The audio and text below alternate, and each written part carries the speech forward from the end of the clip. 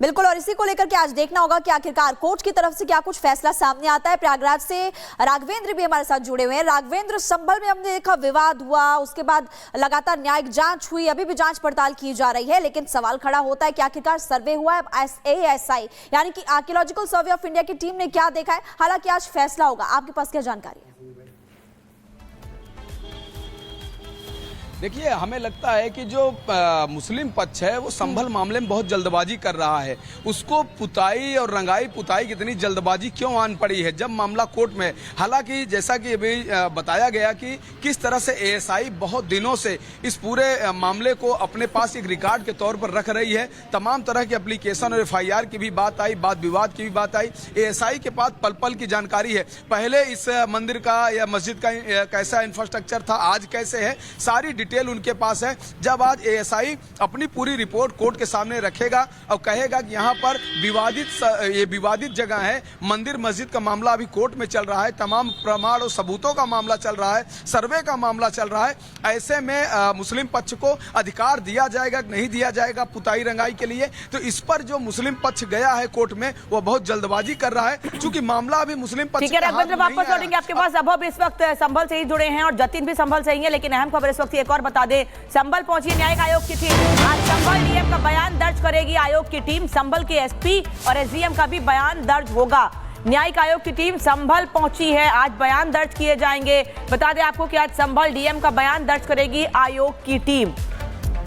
संभल न्यायिक आयोग की टीम पहुंच चुकी है। एक तरफ कल एक बार फिर सर्वे हुआ है, रिपोर्ट कोर्ट में पेश की जानी है। आज इलाहाबाद हाईकोर्ट में सुनवाई होनी है, पूरे मामले पर रिपोर्ट सौंपी जाएगी इलाहाबाद हाईकोर्ट में। वहीं दूसरी ओर आज संभल डीएम का बयान दर्ज करेगी न्यायिक आयोग की टीम और इसके लिए टीम संभल पहुंच चुकी है। बता दें आपको कि आज टीम संभल पहुंचकर न्यायिक आयोग की टीम बयान दर्ज करने वाली है। वैभव भी हमारे साथ जुड़े हुए हैं। वैभव, न्यायिक आयोग की टीम पहुंच चुकी है संभल, क्या अपडेट?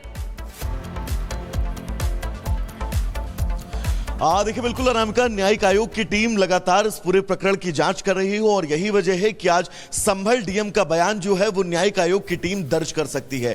न्यायिक आयोग की टीम इस वक्त संभल में ही मौजूद है और आज सबसे अहम यह है कि हाईकोर्ट में भी इस पूरे प्रकरण में सुनवाई होनी है। जो अपील की गई थी मुस्लिम पक्ष की तरफ से कि उन्हें इस मस्जिद के अंदर जो है वो रंगाई पुताई का काम करवाना है, क्योंकि कल से रमजान की शुरुआत है। हम इस वक्त इस जामा मस्जिद के ठीक बाहर ही मौजूद है। मेरे विजय, अगर पंकज आपको इस जामा मस्जिद की दीवारों की तस्वीर दिखाएंगे तो इन्हीं दीवारों की रंगरोगन की बात जो है वो कोर्ट के अंदर कही गई है और ये कहा गया है कि जब ASI से इस मस्जिद को लेकर एग्रीमेंट हुआ था तब इसमें किसी भी तरह से रंगाई पुताई को लेकर कोई रोक टोक नहीं थी। अब जब हम रंगाई पुताई की बात कर रहे हैं तो ASI की तरफ से परमिशन की बात कही जा रही है और रोक टोक की बात की जा रही है।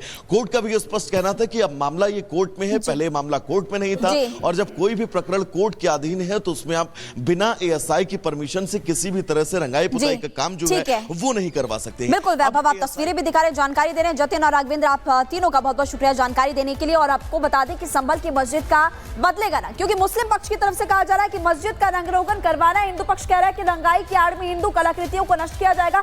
हाई कोर्ट ने कहा कि हिंदू पक्ष की चिंता हम समझते हैं। मुस्लिम पक्ष का यहाँ पर कहना है कि रमजान से पहले रंगाई हमें करवानी है, हम करवाएंगे।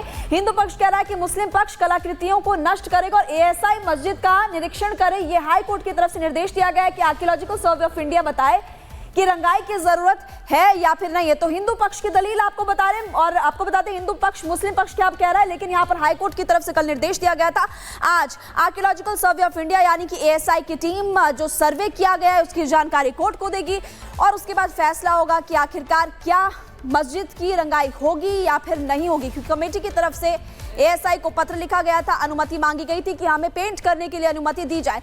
तो ये दलीलें आपको बता रहे हैं मुस्लिम पक्ष ने क्या कहा, हिंदू पक्ष ने क्या कहा और हाई कोर्ट ने फिलहाल ASI को क्या निर्देश दिया। तो हमने बताया आपको कि अब सवाल ये उठ रहा है कि क्या मस्जिद की रंगाई पुताई होगी। दोनों पक्षों का क्या कहना है, कोर्ट की ओर से क्या कहा गया ये बताया। लेकिन संभल के जामा मस्जिद में रंगाई पुताई के लिए भले ही सर्वे हुआ हो, लेकिन पिछले 100 दिनों में संभल में ऐसे कई खुलासे हुए हैं जो सनातन के सबूत दे रहे हैं। चाहे पुराना मंदिर मिलने की बात हो या फिर सदियों पुराना कुआं या फिर बावड़ी का मिलना, खुलासे ने मुगलिया अत्याचार की पोल खोल दी है। रिपोर्ट देखिए।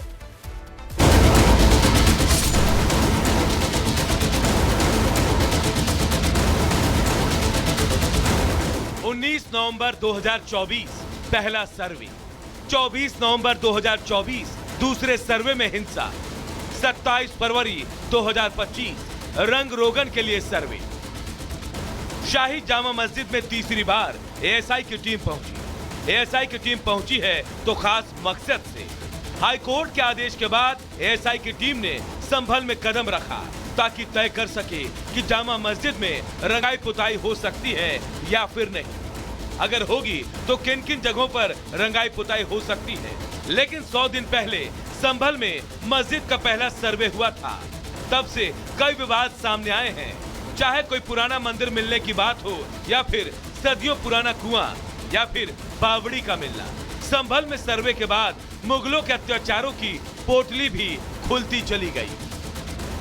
एएसआई की टीम शाही जामा मस्जिद में जब निरीक्षण करने पहुंची तो देखेंगे कि वो जो कुआं है, कूप है बाहर, उसको अब यहाँ पे खुलवाया गया है। जो लोहे की चादर यहाँ पर लगी हुई थी, उस लोहे की चादर को खोला गया और एएसआई की टीम अब उस कुएं के अंदर की फोटोग्राफी भी करती हुई आपको यहाँ पर नजर आ जाएगी। तमाम वीडियो जो है वो उस कूप की ली जा रही है। सुप्रीम कोर्ट में यूपी सरकार ने जो हलफनामा दायर किया उसमें बोला कि ये कुआं बाहर की तरफ है और शाही जामा मस्जिद परिसर का हिस्सा नहीं है। सार्वजनिक तौर पर इस कुएं को बताया गया कि सार्वजनिक कुआं है और 2012 तक लोग इस कुएं पे आके पूजा अर्चना करते थे, लेकिन उसके बाद से बंद करा दिया गया। लोहे की जो पूरी शेड है वो इस पे लगा दी गई और अब उस कुएं को यहाँ पे खुलवाया गया है और उसकी भी निरीक्षण करते हुए एएसआई की जो टीम है वो यहाँ पर निरीक्षण कर रही है। संभवतः जो रिपोर्ट कल दाखिल की जाएगी निरीक्षण को लेकर, उसमें इस कुएं को लेकर जो जानकारी है वो भी दी जाएगी। पिछले 100 दिनों में जामा मस्जिद के अलावा कई खुलासे हुए हैं। खुलासे में सनातन के सबूत भी मिले। 46 साल बाद कार्तिकेय महादेव मंदिर का कपाट खुला, जहां 100 साल पुराना अमृत कूप मिला। कुएं की खुदाई के दौरान 3 खंडित मूर्तियां मिली। वहीं लाडम सराय में मस्जिद के पास एक कुआं मिला, जबकि 150 साल से ज्यादा पुरानी बावड़ी भी मिली, जो बीते 29 सालों से बंद पड़ी थी। ये खंडित प्रतिमाएं जो कुएं की खुदाई के दौरान प्राप्त हुई हैं और जिसमें इसमें गणेश जी की है और